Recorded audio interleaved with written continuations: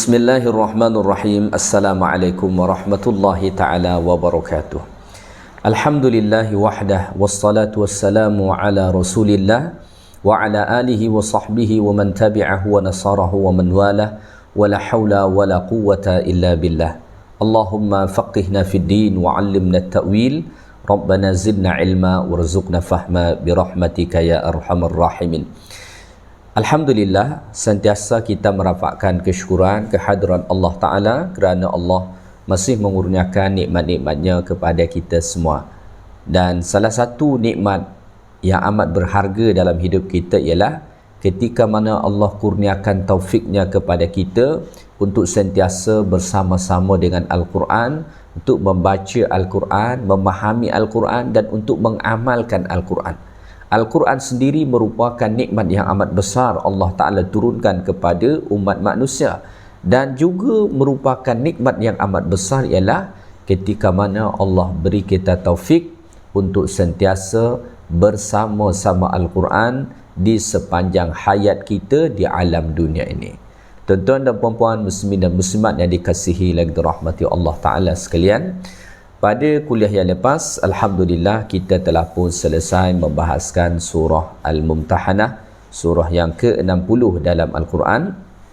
So, pada hari ini insyaAllah, kita akan cuba membahaskan surah yang berikutnya, iaitulah surah As-Saff, surah yang ke-61 dalam Al-Quranul Karim. Sebelum kita membahaskan ayat-ayat Allah Ta'ala dalam surah As-Saff ini, terlebih dahulu saya nak menyampaikan beberapa muqaddimah, ya, atau muqaddimah kepada surah As-Saff ini yang berkaitan langsung dengan surah yang akan kita bahaskan.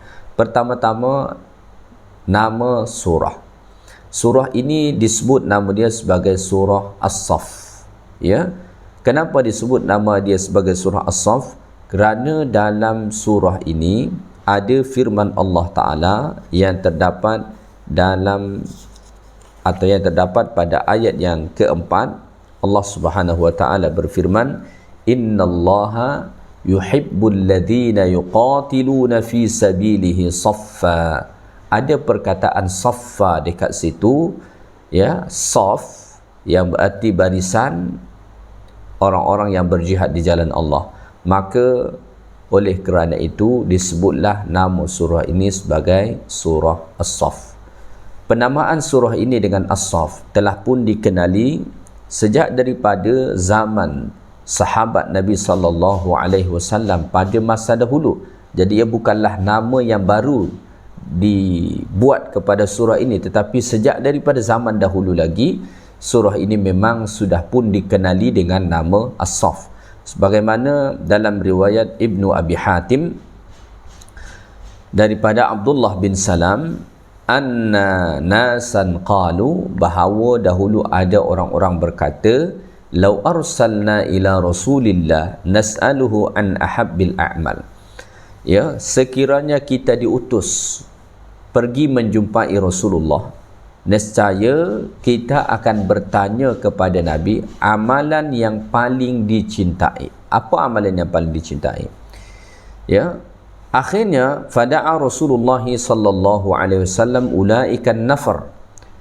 Akhirnya Nabi sallallahu alaihi wasallam pun jemput sekumpulan orang tadi, hatta jama'ahum wa nazalat fihim, sehingga kan mereka berhimpun, Nabi himpunkan mereka, dan pada ketika itulah turun suratu sabbaha lillahi as-saff.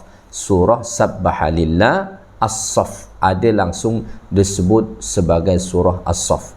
Maka surah ini sebagai surah As-Saff atau dengan nama As-Saff telah pun dikenali sejak daripada zaman Nabi atau zaman para sahabat-sahabat Nabi sallallahu alaihi wasallam. Oleh kerana itu Al-Imam Al-Bukhari, Al-Imam At-Tirmidzi, ya, mereka menuliskan nama surah ini, ya, dalam kitab mereka sebagai surah As-Saff. Baik, selain daripada As-Saff, ada juga nama surah ini yang disebutkan oleh ulama, walaupun penamaan ini dinilai lemah oleh setengah ulama yang lain.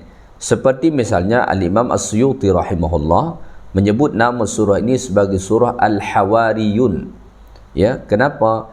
kerana dalam surah ini memang ada perbahasan tentang Al-Hawariyun, iaitulah penolong-penolong kepada Nabi Isa alaihi salatu wassalam. Ya, Allah Ta'ala berfirman, ya ayyuhalladzina amanu kunu ansarallah kama qala Isa bin Maryam lil hawariyina man ansari ilallah. Jadi ada disebut dalam surah ini cerita tentang golongan Hawariyun. Maka ada ulama yang menyebut nama surah ini sebagai surah Al-Hawariyun sebagaimana disebutkan oleh Al-Imam As-Suyuti rahimahullahu ta'ala alaih. Dan juga ada yang menyebut nama surah ini sebagai surah Isa. Ada yang menyebut nama surah ini sebagai surah Isa.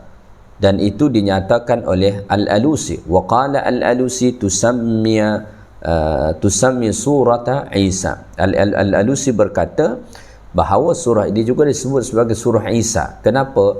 Kerana dalam surah ini Allah Subhanahu wa taala ada banyak menyebut tentang Nabi Isa alaihi salatu wassalam. Sekurang-kurangnya ada 2 kalilah Allah Taala menyebut tentang Nabi Isa, dan ada kisah Nabi Isa alaihi salam yang disebut di dalam surah ini. Baik. Kemudian surah As-Saff ini sebagaimana kita lihat di dalam Al-Quran ada sebanyak 14 ayat, dan ini ulama bersepakat tentang jumlah ayat. Tidak ada ulama yang berbeza tentang jumlah ayat dalam surah As-Saff ini. Semua sepakat mengatakan bahawa jumlah ayat dalam surah As-Saff ini ialah 14. Tetapi ada perbezaan pendapat dalam kalangan ulama tentang adakah surah ini masuk kategori surah Makkiyah ataupun Madaniyah. Al-Imam Tahir Ibn Ashur mengatakan wahia madaniyatun indal jumhur. Surah ini, As-Saff ini ialah surah Madaniyah menurut majoriti ulama. Akan tetapi Abdullah bin Abbas, Mujahid dan Atha menyatakan annaha Makkiyah, bahawa surah ini ialah surah Makkiyah. Jadi ada perbezaan. Akan tetapi waqala Ibnu Atiyah berkata al-asahhu annaha madaniyatun, ya, bahawa pendapat yang paling sahih, yang paling kuat ialah surah ini adalah surah Madaniyah, walaupun tampak ada kemiripan dengan surah Makkiyah, ya. Baik, seterusnya surah ini mempunyai asbabun nuzul sebagaimana disebut dalam riwayat Al-Imam At-Tirmidzi daripada Abdullah bin Salam. Beliau berkata, qa'adna nafarun min ashabi Rasulillah fatadzakarna faqulna. Dahulu mereka, para sahabat-sahabat Nabi, termasuklah Abdullah bin Salam, pernah duduk-duduk, ya. Lalu mereka pun saling berceritalah satu dengan yang lain.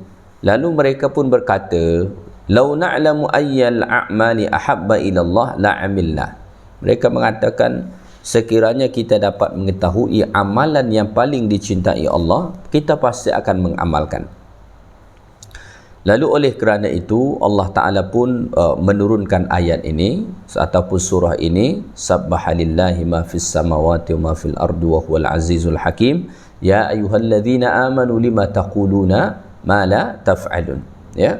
Ada juga ulama menyatakan bahawa asbabun nuzul kepada ayat ni ialah dahulu mereka datang kepada Rasulullah sallallahu alaihi wasallam meminta supaya mereka disyariatkan untuk berjihad. Ya, mereka meminta untuk ikut serta berjihad, meminta supaya jihad. Ya, mereka mengatakan lawadidna annallaha azza wa jalla dallana ala habbil a'mal ilaihi fa na'mala bihi. Ya, mereka berharap supaya Allah Ta'ala memberitahu amalan yang paling Allah cintai sehingga kan mereka beramal dengannya. Maka Allah pun mengkhabarkan bahawa amalan yang paling dicintai Allah ialah iman dan berjihad. Tetapi falamma nazal al-jihad kariha dhalika nasum minal mu'minin wa syaqqa alaihim.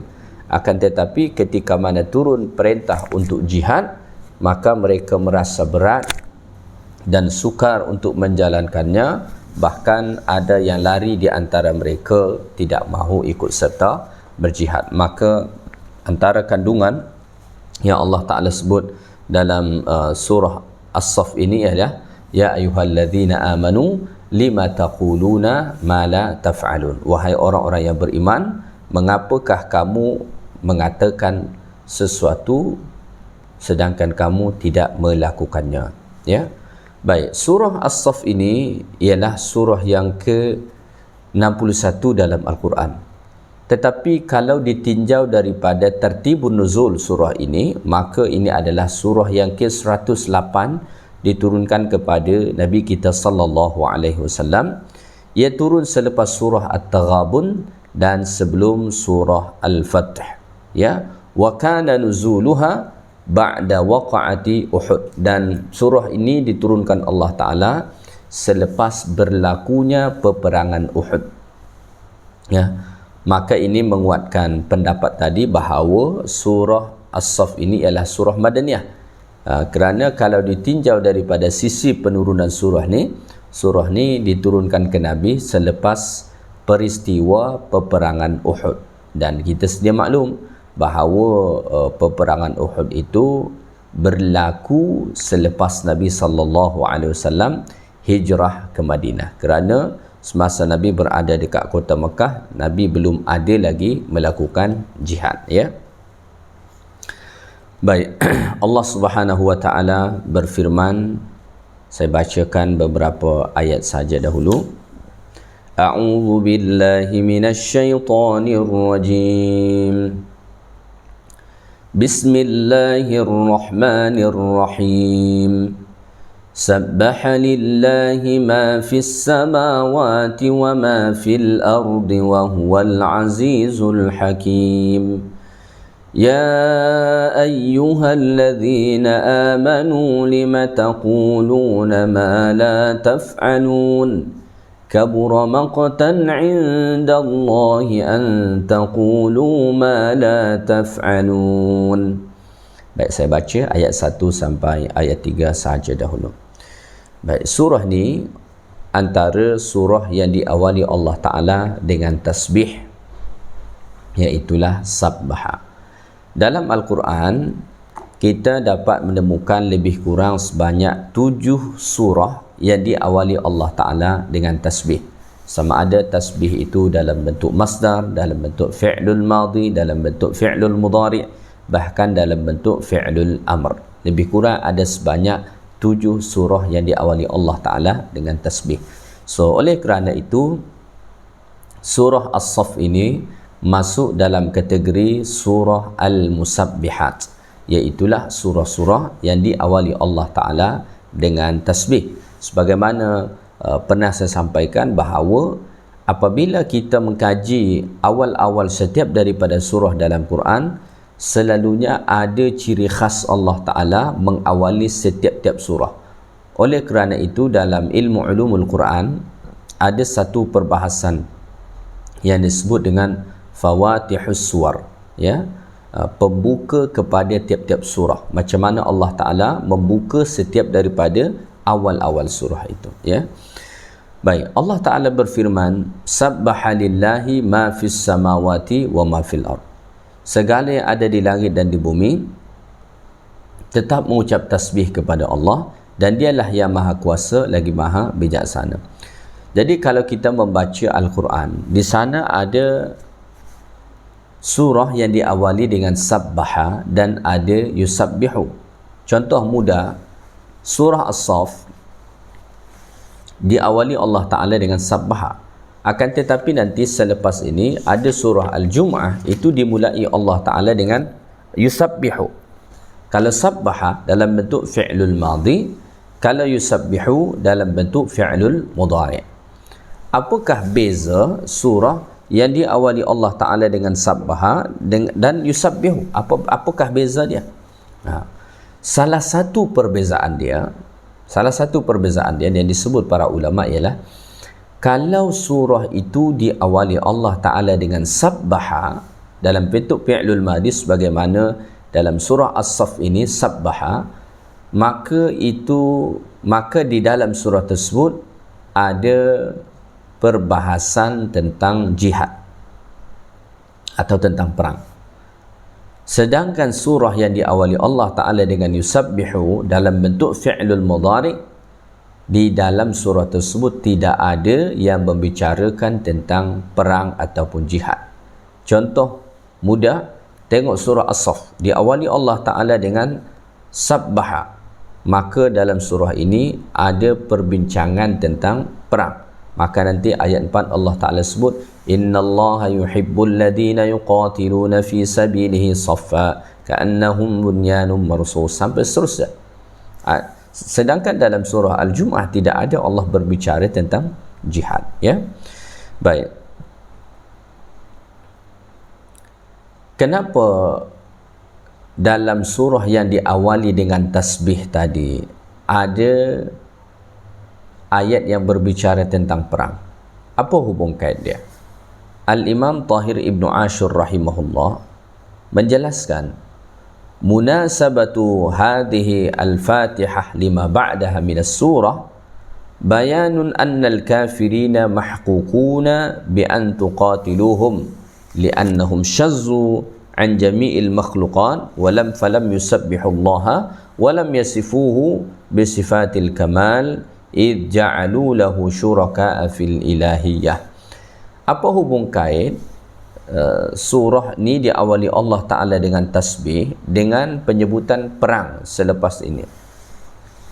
Hubung kait dia antaranya kata Al-Imam Tahir Ibn Ashur ialah ini sebagai satu penjelasan bahawa orang-orang kafir itu memang layak untuk diperangi. Kenapa layak untuk diperangi? Kerana mereka orang-orang kafir itu berbeza dengan seluruh makhluk. Berbeza dengan seluruh makhluk. Beza dia ada dekat mana? Seluruh makhluk Allah Ta'ala yang ada di langit dan di bumi itu bertasbih kepada Allah. Manakala orang-orang kafir, orang-orang musyrik, mereka tidak mahu sama sekali bertasbih kepada Allah, sama ada bertasbih dengan ucapan lisan mereka menyatakan subhanallah, ataupun bertasbih dalam bentuk keyakinan dan akidah mereka membersihkan segala bentuk-bentuk kemusyrikan terhadap Allah Ta'ala. So kalau mereka tidak melakukan ini, maka mereka layaklah untuk diperangi. Itu hubung kait dia kata Al-Imam Tahir Ibn Ashur rahimahullahu ta'ala alaih. Baik, so pada ayat ni Allah Ta'ala sebut sabbaha lillahi ma fis samawati wa ma fil ard, ay nazzahu Allah nazzaha Allahu an kulli ma la yaliqu bihi kullu ma fis samawati wa ma fil ard. Semua yang ada di langit dan di bumi mensucikan Allah daripada setiap perkara yang tidak layak bagi Allah Ta'ala, ya.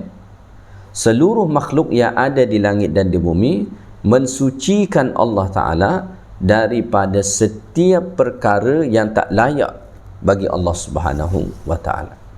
Seperti misalnya mengatakan Allah punya anak, mengatakan Allah mempunyai sifat yang menyerupai makhluk dan lain sebagainya. Itu semua dibersihkan, disucikan oleh seluruh makhluk Allah Ta'ala yang ada di langit dan di bumi. Jadi yang bertasbih kepada Allah Ta'ala ni bukan kita sahaja, tetapi seluruh makhluk. Bahkan pokok kayu pun bertasbih, ya, semua bertasbih. Akan tetapi kata Allah dalam Quran, walakin la tafqahuna tasbihahum, akan tetapi kamu tidak faham tasbih mereka. Kita tidak faham, kita tak dengar tasbih seluruh makhluk ni bukan sebab tak ada, sebab Allah Ta'ala masih halang kita daripada mendengar perkara tersebut. Tetapi hakikatnya air itu bertasbih kepada Allah, batu bertasbih kepada Allah, pokok kayu bertasbih kepada Allah, seluruh haiwan-haiwan bertasbih kepada Allah Ta'ala. Walakin la tafqahuna tasbihahum, cuma kita tidak faham apa tasbihnya.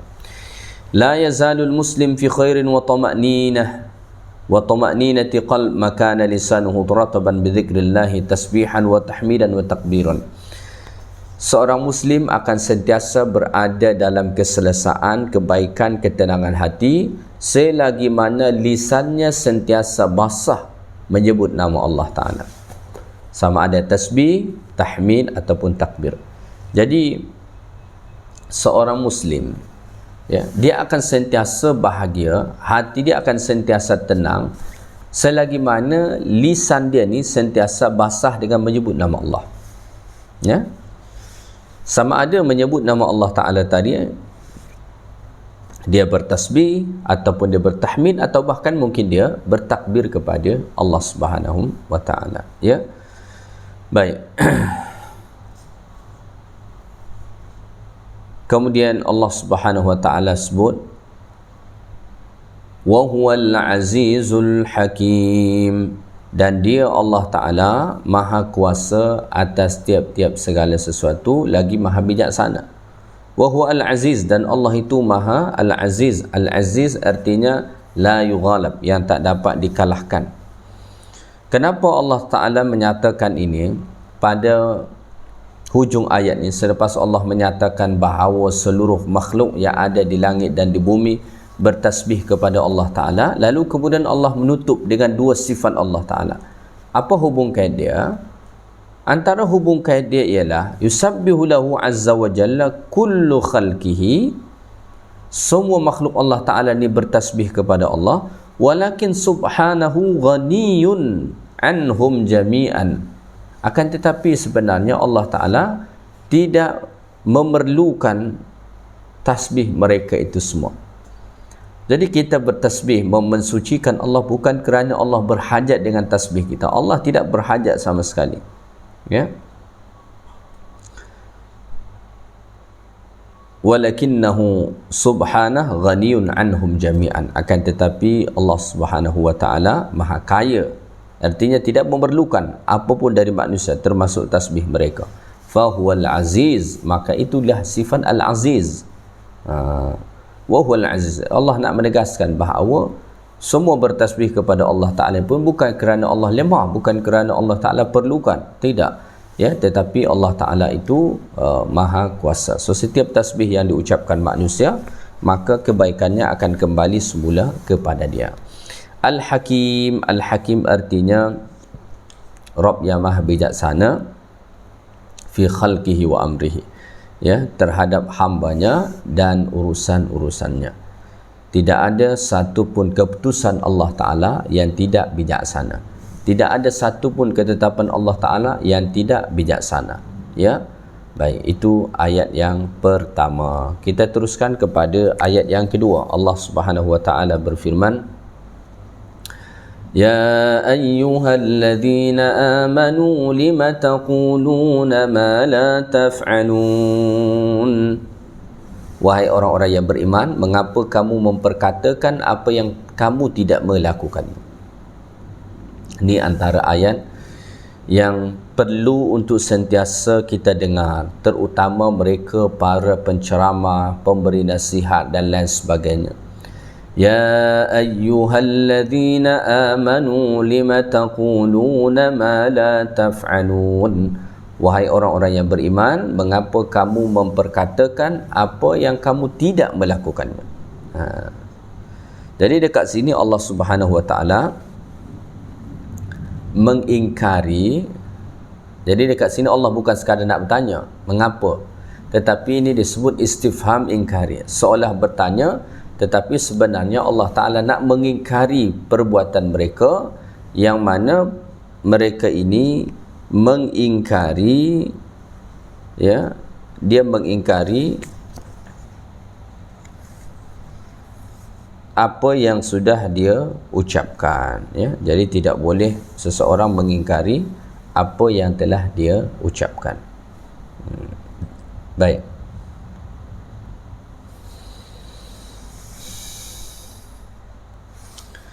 Jadi berdasarkan ayat Allah Subhanahu wa Ta'ala ni,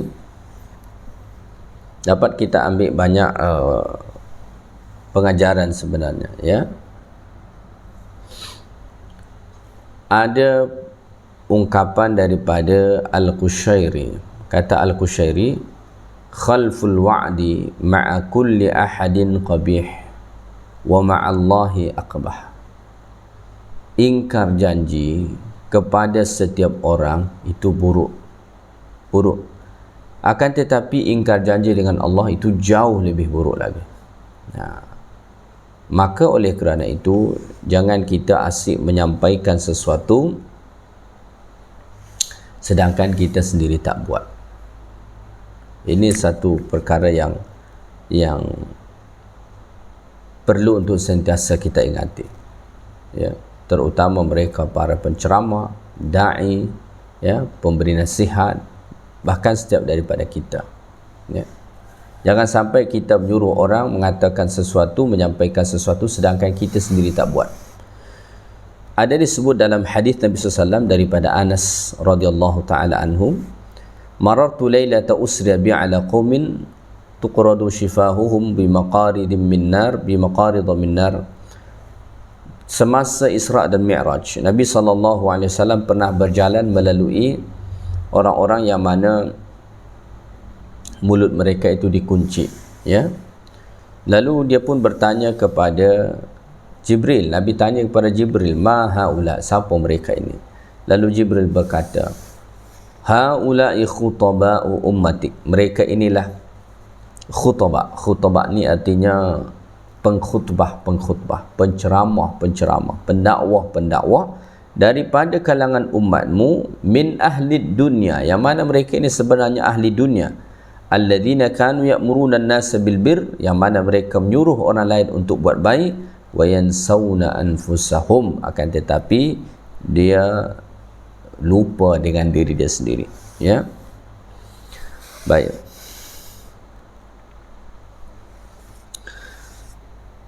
Ayat ini termasuklah ayat yang kemudian menyebabkan An-Nakhai tidak berani berceramah di hadapan orang.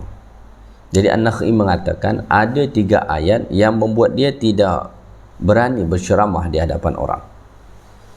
Yang pertama, firman Allah dalam surah Al-Baqarah ayat 44. Allah Ta'ala berfirman, atamuruna an-nasa bil birri wa tansawna anfusakum wa antum tatluna al-kitaba afala ta'qilun.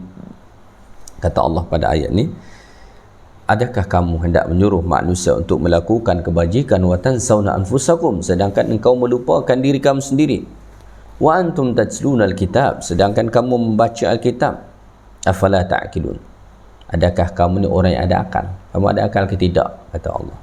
Jadi ini satu teguran yang amat keras daripada Allah Subhanahu Wa Taala. So itu ayat yang pertama yang membuat An-Nakhai tidak berani berceramah di hadapan orang, ya, kerana tanggungjawabnya begitu besar. Kalau kita tak dapat mengamalkan apa yang kita sampaikan, maka itu dapat menjadi dosa yang amat besar. Yang kedua, firman Allah Ta'ala yang terdapat dalam surah Hud, wa ma uridu an ukhalifakum ila ma anhaakum an, ya, dan aku tidak bermaksud untuk menyelisihi kamu kepada perkara yang kularang kamu daripadanya. Seterusnya ayat yang ditakuti oleh An-Nakhai juga, iaitulah surah As-Saff ini, ayat yang kedua. Allah Ta'ala menyatakan, ya ayyuhalladzina amanu lima taquluna ma la taf'alun, wahai orang-orang yang beriman, mengapa kamu mengatakan sesuatu sedangkan kamu tidak melakukannya? So oleh kerana itulah, berdasarkan kepada ayat ini, kita mesti mengurangkan sedikit ucapan kita, ya. Jangan terlalu banyak nak bercakap. Sebab kalau kita banyak bercakap, apatah lagi sampai nanti kita menyebutkan sesuatu yang kita sendiri tak buat, maka itu dapat membawa kita kepada nifaq, kemunafikan.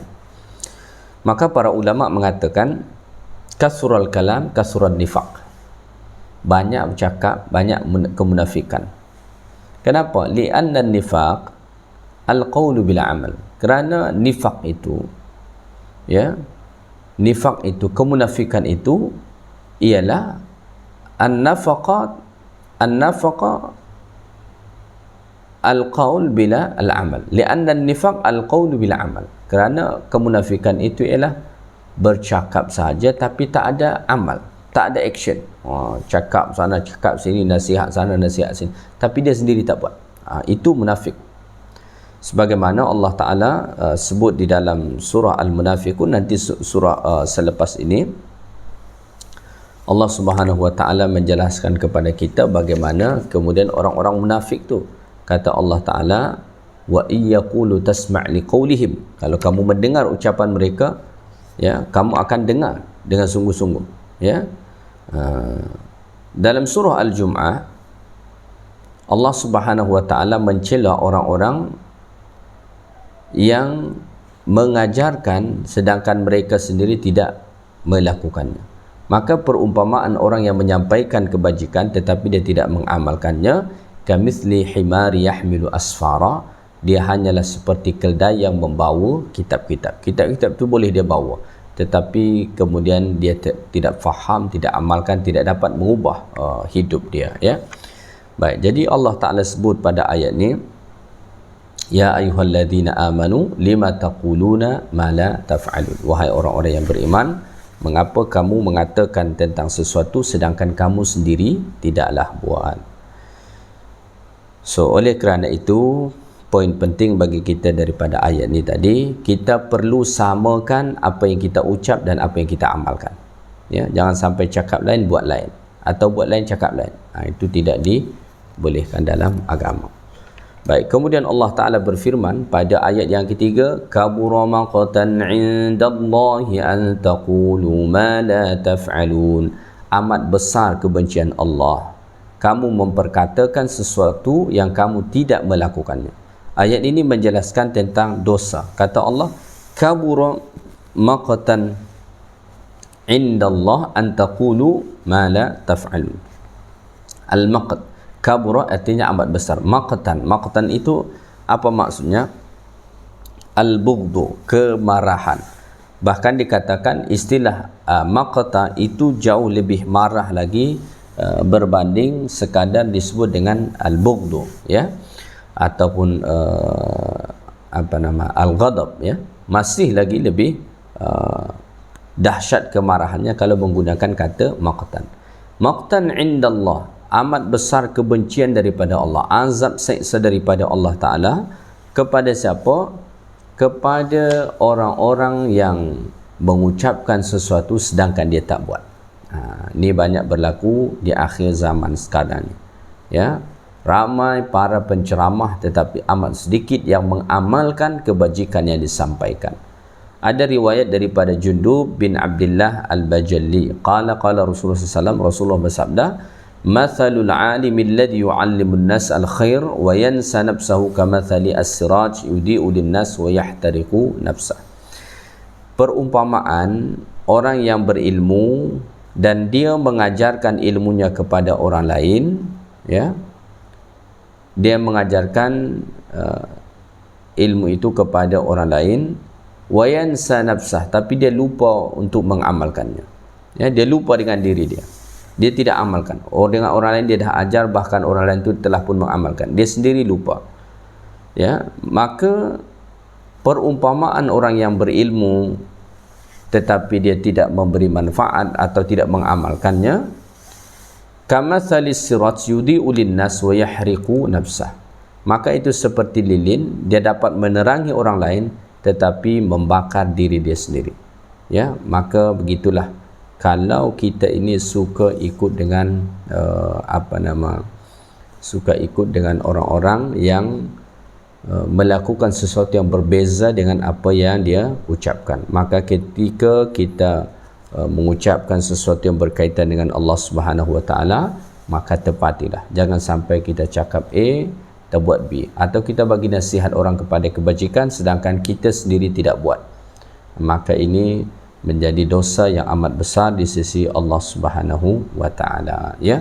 Baik, saya ingat kita tangguhkan untuk kuliah kita hari ini sampai ayat 3 sahaja dahulu. InsyaAllah Ta'ala kita akan sambung ayat 4 dan ayat-ayat seterusnya pada kuliah yang akan datang. Mudah-mudahan apa yang kita bahaskan pada hari ini dapat kita faham dengan baik dan dapat kita ambil pengajaran daripadanya untuk kita amalkan dalam kehidupan kita, insya-Allah taala. Yang baik daripada Allah, segala yang kurang daripada saya. Subhanakallahumma bihamdik, asyhadu an la ilaha illa anta, astaghfiruka wa atubu ilaik. Assalamualaikum warahmatullahi taala wabarakatuh.